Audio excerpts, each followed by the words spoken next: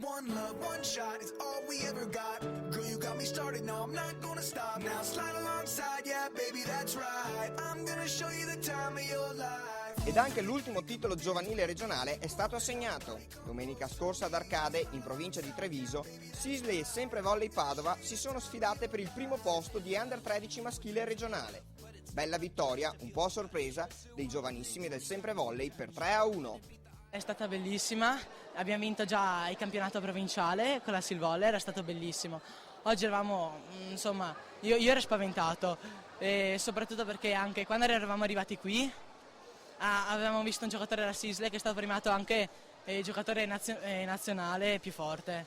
E niente, ero impedito, però insomma ce l'ho messa tutta, ho detto ce la giochiamo lo stesso, per i genitori dobbiamo fargli vedere una bella partita e poi siamo riusciti a vincere, è bellissimo. Lo spettacolo non è mancato nel vedere all'opera i ragazzi della categoria più giovane in ambito regionale. Emozioni e tanta gioia in casa Semprevolley.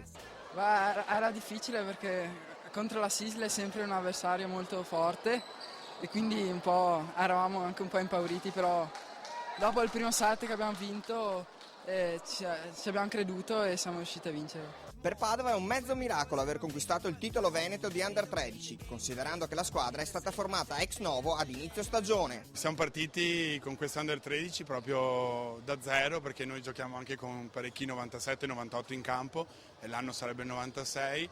Abbiamo strutturato sui due uomini più forti e più le difese dei piccolini, una gran organizzazione di gioco che sì, va sempre finalizzata dai nostri due capitano e vice capitano, che mettono giù i palloni e giocano. Un segnale positivo dunque questo primo posto regionale. Anche il volley maschile padovano è tornato ad imporsi in regione. Significa che ci sono tanti ragazzi a Padova che hanno voglia di fare sport, di fare pallavolo. Bisogna andare in cerca di questi ragazzi e convincerli a giocare a questo bellissimo sport.